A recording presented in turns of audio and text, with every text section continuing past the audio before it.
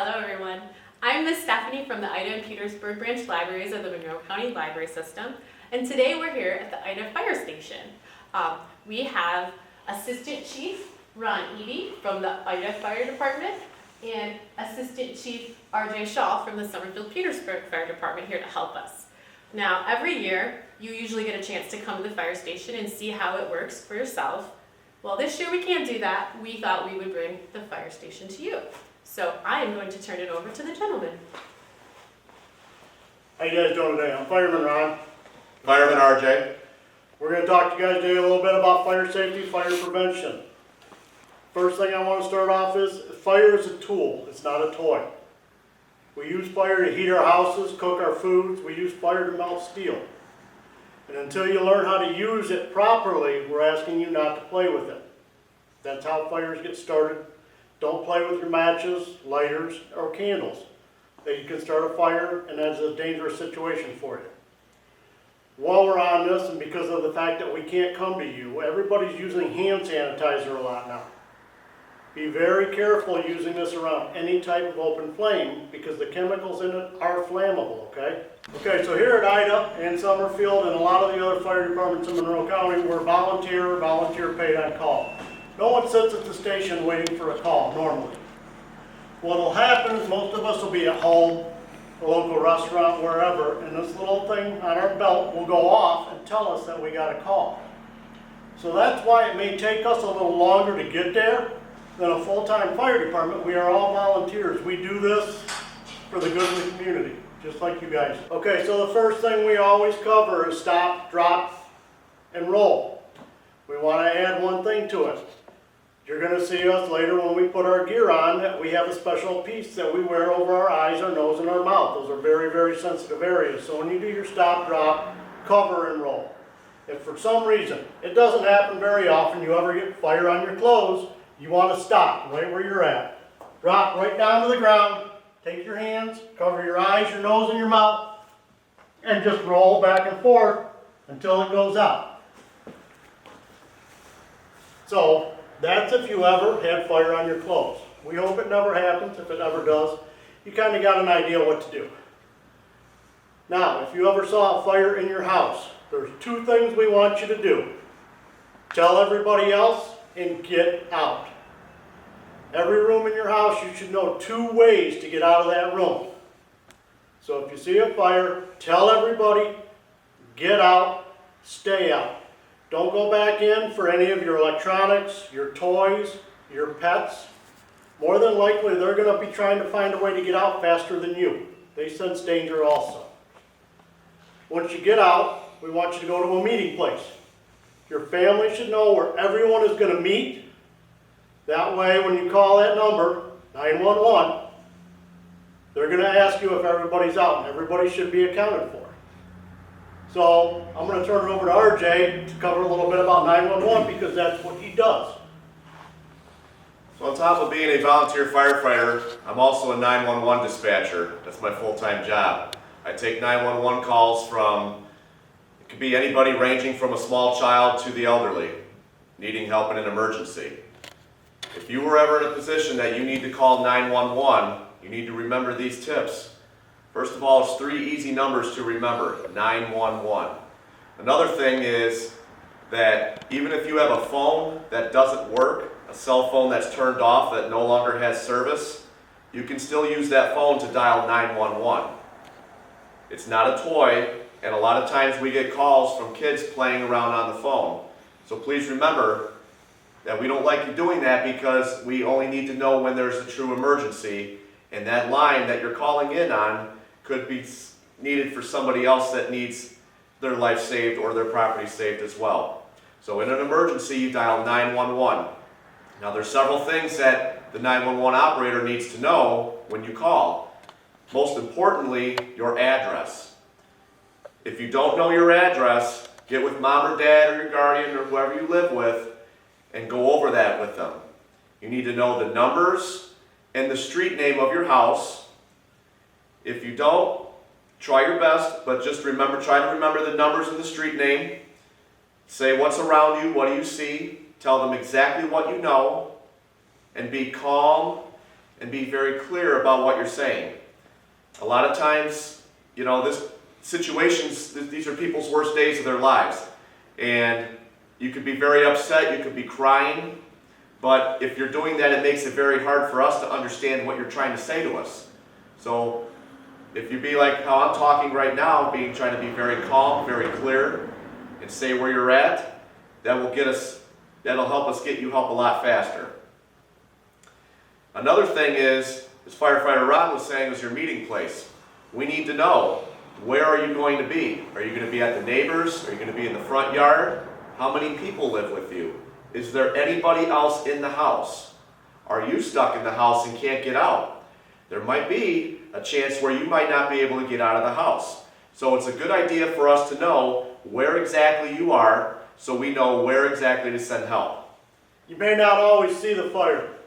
You may end up seeing smoke. You may hear a smoke detector going off. Everyone knows what a smoke detector sounds like. It's a very loud beep, beep, beep, beep, beep, beep. When you hear that, you want to think about trying to get down low. Smoke rises because it's warm. You'll learn this later when you get into your science classes. If for some reason you get up and there is smoke, we want you to get down on the ground. Everybody knew how to crawl before you learned how to walk, so everybody knows how to crawl. Down on your hands and knees, get down here under the smoke. You still know your 2 ways out, so you want to remember them. But now as you're crawling out and there's smoke, you don't know where the fire is. So if you come up to a door, you want to check that door before you open that door.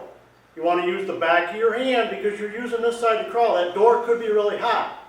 If that door is really hot, we don't want you to go that way.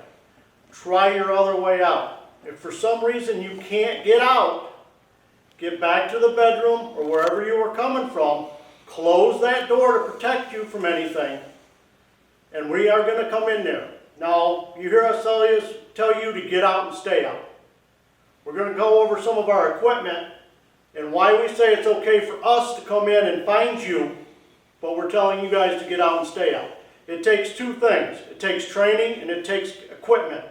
We call it personal protective equipment. All this gear is specially made for firefighters. The boots. The boots are made usually of leather or a hard rubber. They have steel plates in them, so if we were to step on something, we wouldn't get hurt. There's also extra stuff to protect our shins. The pants and coat are all made with 3 layers. The outside is a Kevlar Nomex to help it so it's not easily cut, and it doesn't get as much heat through it. You're still going to get really hot, but this is made to protect us so we don't get burned or too much water on us. Okay, so with our gear, everything is made so we can get dressed quick. If we get the call that we need to move fast, we come, step right into our boots, pull our pants up, and we're already halfway dressed. By the time we get done, every inch of skin is going to be covered and protected.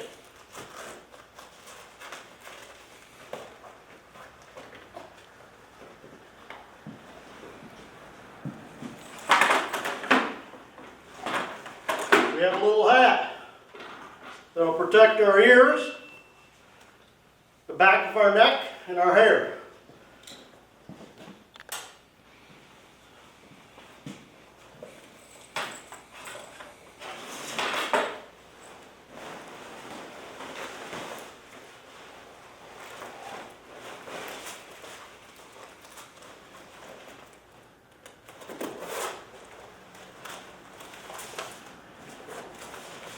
And remember me talking about covering your eyes, nose, and your mouth.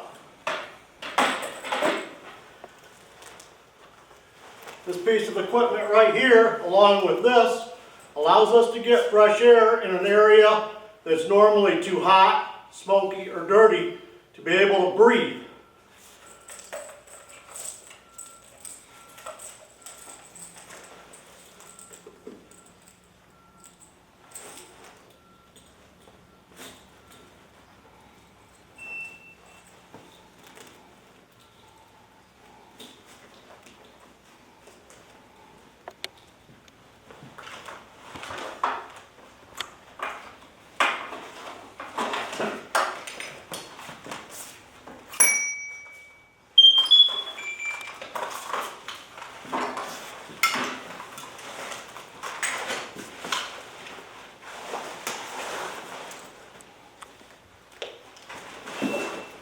Now while he's putting that on, it's probably going to get a little more difficult for you to hear him because of the mask that we wear, condenses our voice, but the cool feature that we have on these air packs is a voice amplifier. So that way it sounds like we're talking into a microphone outside of an external speaker. He just got hooked up. It sounds like a radio crackling. Now he's hooking up his regulator from his air pack to breathe the clean air. Can you hear me now? Sounds a little bit like Darth Vader, doesn't he? Looks scary, doesn't it? But is he somebody you should want to run away from? No. He's coming in to save you. Okay? We get dressed the same way. We only do this because we need to protect ourselves so we can come in and help you and help put out the fire. Every bit of skin, as firefighter Ron explained, is covered. From his head to his neck, face, arms, shoulders, legs, and feet are all covered with heavy-duty protective equipment. Helmet. So if something were to fall off, we're not going to get hurt. Now, if we were coming in to look for you, we would be down on the ground, just like we're telling you to get out, down low. We try to stay down low where it's a little bit cooler. So I would be coming in, and there would always be two firefighters, because you go in as pairs, you come out as pairs. Come in crawling. Fire department, is there anybody in there? I'm over here. I'm over here. So then we would try to make our way over to them.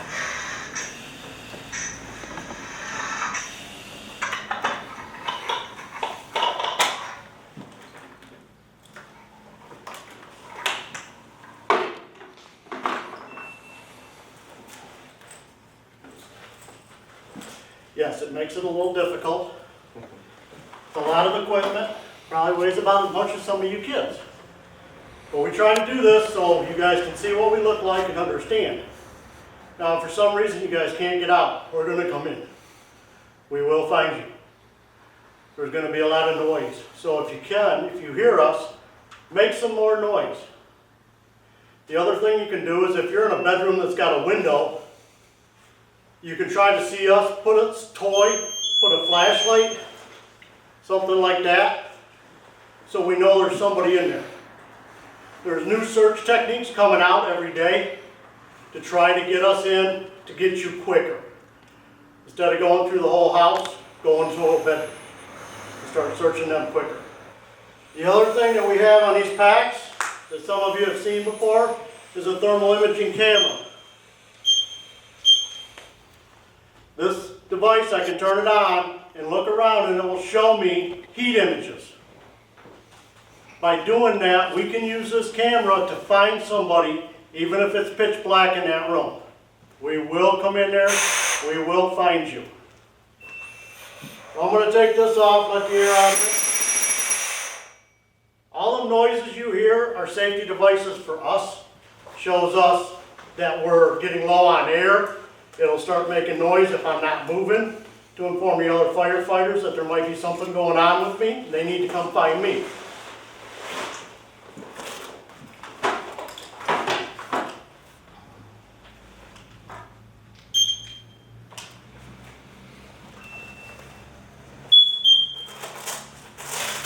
So we want you to remember, don't play with fire. Get out, stay out, get to that meeting place. Don't call 911 till you get to that meeting place. Let us know if everybody's out or if there's somebody. It tells us how we'll have to come in, whether we're going to go in to do search and rescue first or we're going to worry about just trying to get the fire out. If you're worried that you have an upstairs bedroom, don't worry. We're going to go out and look at the truck. We'll show you the equipment on the truck. We've got 3 ladders on every one of our fire trucks. We have saws, jaws, axes, anything we need to do to break down a door to get to you. Know that we are coming. Anything else, RJ? I think you pretty much covered it, Ron. Just know that, we're there to help you. We're here to protect you and your families and your loved ones in the event of an emergency.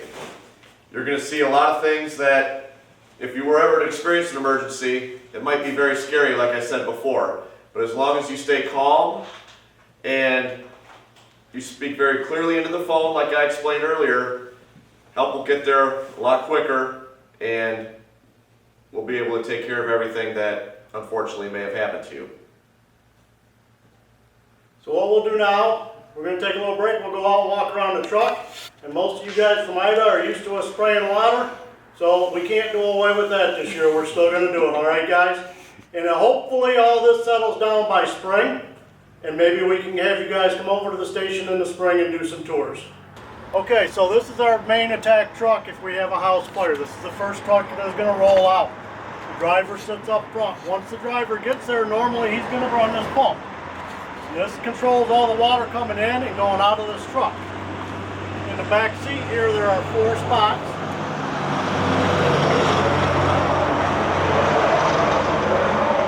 For the firemen to be able to get their air packs on while they're driving to the scene. The seats have air packs built into them. They'll put their gear on, jump in the truck, and as they're driving to the scene, they'll finish getting ready. As I said, this is where all the water comes in and out of this truck. The water will come in here and come out these. We've got the deck gun up top that we'll shoot off in a little bit. As you go further back, this cabinet holds a lot of the apparatuses we use to connect to water hydrants, connect to other fire trucks. We have extra radios, thermal imaging camera like we have on our little air packs, and all kinds of different hand tools. Here's some more SCBAs. We have more air packs here for firemen that may not make it on this truck to get to the scene and need air packs. We have a RIP bag, which is a fire safety tool. If somebody gets stuck, we'll use that bag, the equipment in it, to go in and rescue them. On these panels here, we have all kinds of tools. We have what I like to call my master key. This will help me get through any door I need to. If you think your door is too strong for us, it's got another thing coming.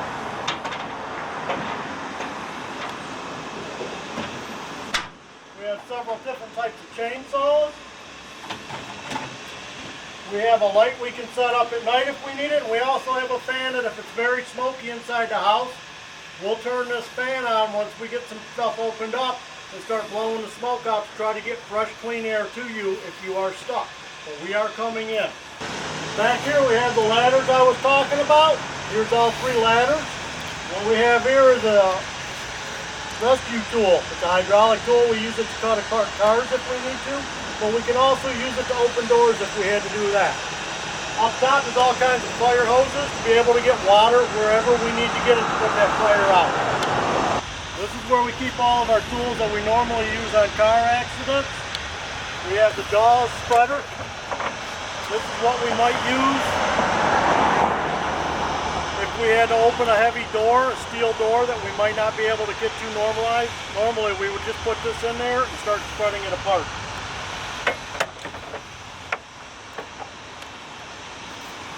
Here we have different rescue jacks, different skids. This is all of our medical. This is all of our medical equipment. If there's some type of medical emergency, this is all of our medical equipment. If there's some type of a medical emergency, we normally are going to have something to help start getting life-saving going. The other side of the pump panel, we have an intake, a couple of little intakes, and a couple of discharges. This is still the back of the truck. Up front is where the officer sits. Normally, once he gets on scene, he'll do a little walk around the house. A 360 as we call it, take command and start figuring out what we need to do to get you out if you're stuck or get the fire out if everybody's already out safely. So what we'll do now is set up and spray a little bit of water for you. This is a remote control to control the deck gun. We call it deck gun. It's a big fire nozzle off the top of the fire truck that sprays a lot of water. If we got to hit a lot of fire, we can do it with this if we got enough water to do it. So as soon as traffic's clear,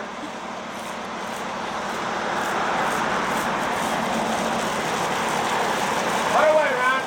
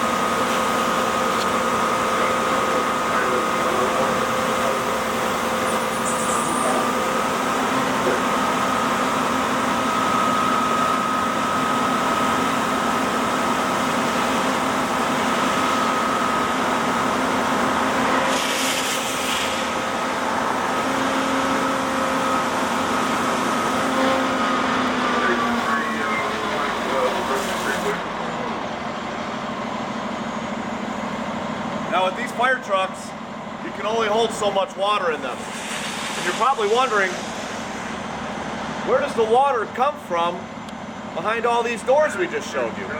Well, behind those doors and inside behind the steel compartments is a water tank. In that water tank, it holds about 1,000 gallons of water. So, the amount of water you just saw, probably about near empty.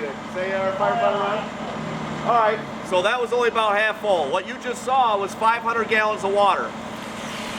In that short amount of time. So roughly 30 seconds, you can go through a lot of water real quick. That's why we have so many fire trucks. That's why it's important that we find a fire hydrant. And if we don't have a fire hydrant, we got a big giant swimming pool. We dump water in from the big fire trucks that hold a lot more water than this to be able to help supply enough water to put the fire out.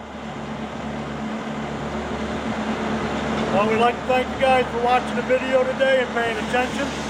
Hopefully in the spring we can bring you guys over to see us. Have a good day. Take care.